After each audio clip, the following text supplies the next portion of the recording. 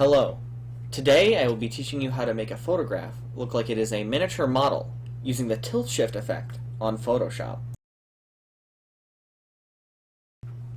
First off, I will show you a few examples of the tilt shift effect that I have made in Photoshop.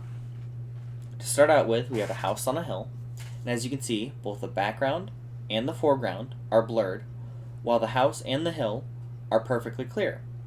This creates the miniaturized effect, and is essentially how the tilt shift effect works. Next, we have this road, which is our focal point for this one, where we have the background and the foreground blurred, and the road, as a result, looking miniaturized. Finally, we have mountains in the background blurred, the ocean in the foreground blurred, and this island town unblurred with a bridge connecting to another island.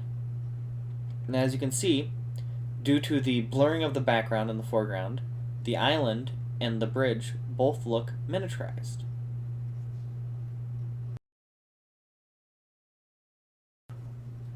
I will now show you how to do the tilt shift effect in Photoshop. To start out with, you will want to duplicate your image layer, as this is destructive, which means that if you save over it with the effect on, you won't be able to get rid of it. Next, you want to go to Filter, Blur Gallery, Tilt Shift. As you can see, now you have a dotted line on the top and bottom, a normal line on the top and bottom, a dot in the center, a dot on the two lines, and a partially filled in circle around the dot in the middle. This dot in the middle is used to pinpoint your focal point of your piece. Personally, I want it to be this house right here, although it could be anywhere along the line that this window follows. Next thing you'll note is that with these dots on the lines, you're able to rotate the angle of the tilt shift effect. So you could have it vertical if you have something that would work better vertical.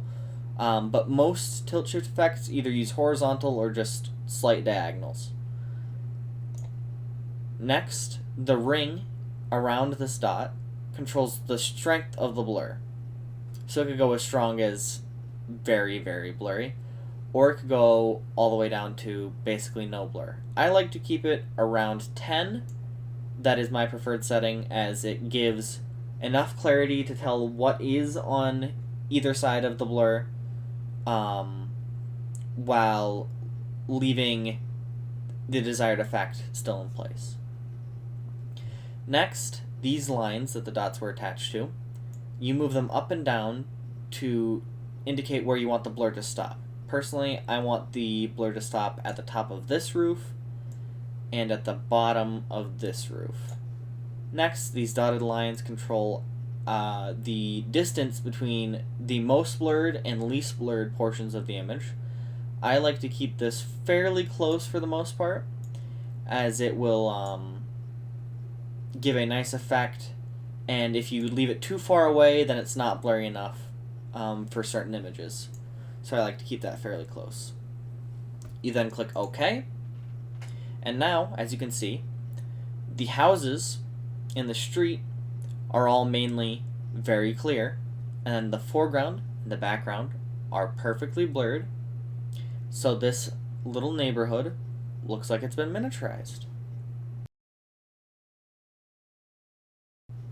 Now, some extra things that you can do to make this effect even stronger is that you can up the saturation and exposure to make it look even more like a miniature or a toy. To do that, first of all, if you haven't already, go to Window, Workspace, Essentials, so you have the Adjustments panel. Then you go, from the Adjustments, you go Hue and Saturation, and then you can turn that up.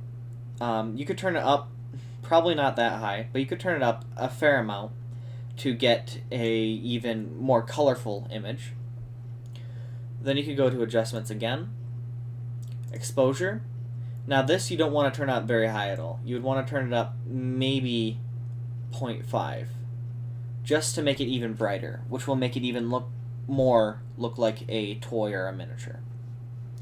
And that is it. Now we have a fully completed, miniaturized little neighborhood using the tilt shift effect in Photoshop.